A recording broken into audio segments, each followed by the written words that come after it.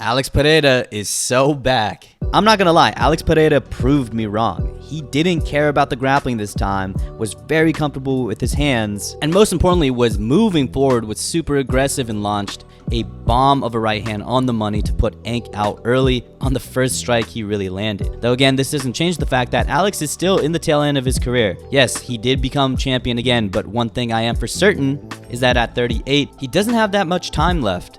Meaning, every one of Alex's next moves and next fights has to be worth his time, and he has to deliberately choose what his next move is. So in this video, let's answer that question.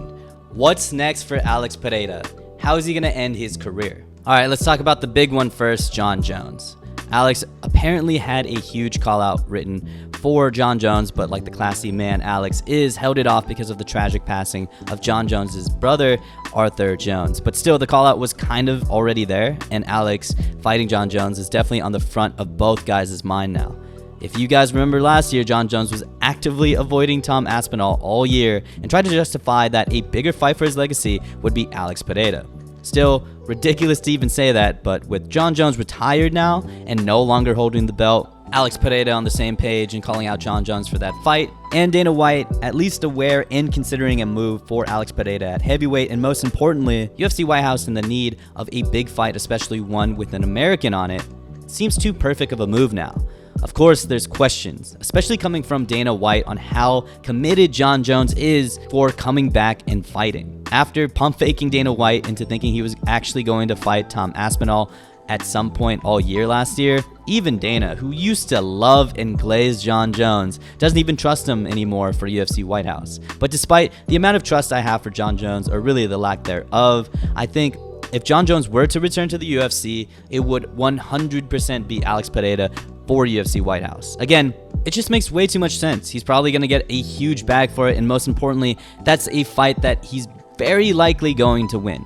There's no way in hell Jon was going to fight Tom Aspinall because, of course, Tom would absolutely run through Jon Jones. He's bigger, faster, stronger, just as well-rounded as Jon Jones, and much younger too.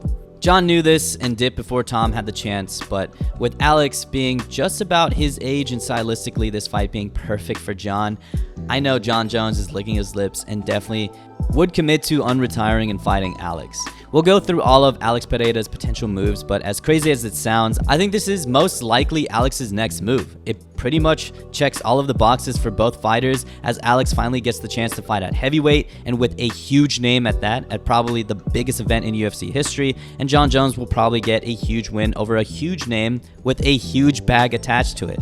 It really comes down to Dana White forgiving Jon Jones for what he did in the Tom Aspinall situation and trusting that Jon Jones does follow up on his plans. But considering the money a fight like this would generate, those dollar signs might absolve Jon Jones of his sins and get this fight made. Though despite this fight being huge, it's nowhere near close. Say what you want about Jon Jones, but he would do Alex just as fast as he did Ciryl Gane. Sure, Alex would probably be pretty big if he prepares for heavyweight, probably becoming close to 240, 250, but nothing is going to prepare him for the size and strength and really wrestling capability of Jon Jones, and he's probably going to get Ciryl Gane. With the limited time Alex Pereira is in the UFC, I still think no matter what, one of his fights has to be at heavyweight, but it doesn't have to be Jon Jones. Tom Aspinall versus Alex Pereira, I feel like, is a fight that has always been considered in the background, and the idea of this super fight got even bigger when this legendary picture started circulating. After Tom probably disposes of Ciryl, there's a good chance that Dana White still doesn't trust Jon to be on UFC White House, and an equally big fight at this point would be Tom Aspinall versus Alex Pereira for the heavyweight belt. After defeating Gane, Tom would have defeated the top 4 ranked heavyweight contenders and almost literally has no one else to face in this division. So a super fight between him and Alex Pereira makes too much sense, and this being on the UFC White House card would be electric.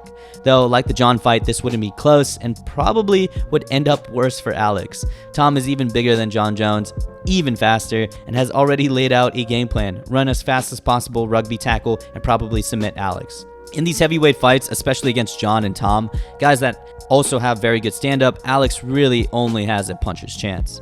The move I personally want to see, but I doubt is actually going to happen, is Alex Pereira versus Ciryl Gane.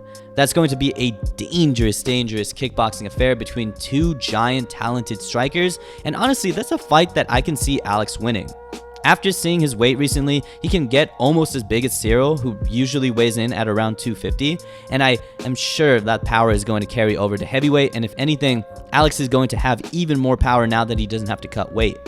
The only problem with this fight happening is that Dana would much rather push a Jon fight or a Tom fight ahead of Ciryl Gane versus Alex, but I think stylistically, this would be way more competitive than Alex getting steamrolled in the first round and eventually submitted in the same round by Jon or Tom. But whatever the case may be, Jon, Tom, or Ciryl Gane, the clock is ticking, and Alex probably has 1 to 2, maybe 3 fights left if he wants to be hyperactive, and I can almost guarantee that one of them has to be at heavyweight. But let's go back to light heavyweight, because I think there's a lot of interesting moves that division can make. On this same card, of course, Ciryl had an insane win that literally had me jumping out of my chair against Khalil Roundtree. He got his ass absolutely handed to him the first 2 rounds just for him to lock in the last round and get the devastating knockout and comeback. I've been saying this, but Ciryl beats everyone in this division except Alex. But of course, with him getting knocked out by Alex twice, with the last one being pretty brutal, I don't know if fans and most importantly Alex want to see him in a 3rd installment of this fight.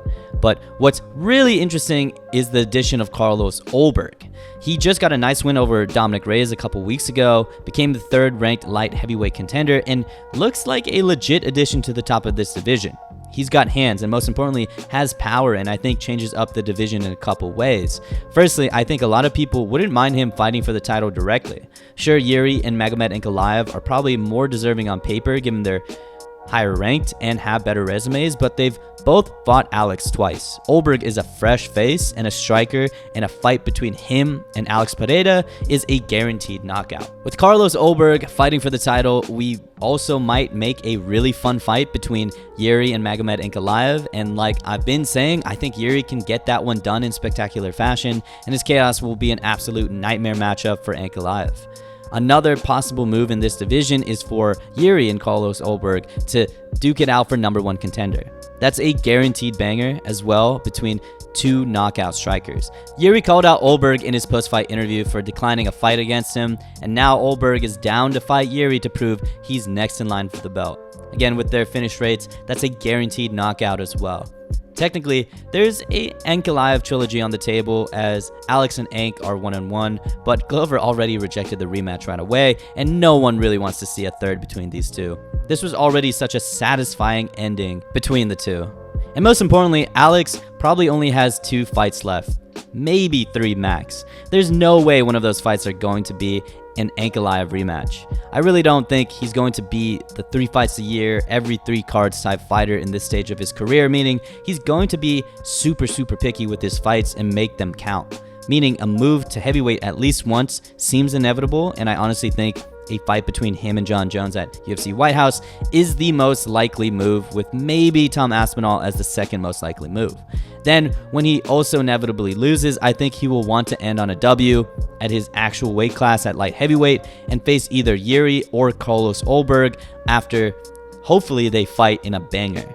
Maybe, and hopefully he can sneak in a 3rd fight at heavyweight against Ciryl Gane, but realistically, this is how I see his career ending, and by 39-40, we'll probably see his greatness come to an end in his retirement. But all of Alex's next moves aside, a KO redemption win over a former champion in Magomed Ankalaev is just more greatness and more accomplishment for Alex Pereira. It's unreal how much Alex has done in the last 2 to 3 years at the top of the MMA world, knocking out former champions and all-time greats and becoming a 2-division champion and now a 2-time light heavyweight champion. I'm not going to get into it, but there's a real case for him being already top 10 and maybe even top 7, given how accomplished he is as a martial artist. But anyways, what do you guys think about Alex Pereira's next moves? Will he fight at heavyweight? Who's he going to fight at heavyweight? And what are his next 2 to maybe 3 fights left? Again, Alex Pereira is an all-time great, but Father Time is undefeated. I really do think that he only has maybe a year left, so he's going to try to squeeze in 2 fights. One of them is definitely going to be at heavyweight, and I really want to see how he looks when he's like 240, 250. But anyways, thank you guys for watching. I'll see you in the next one. Peace.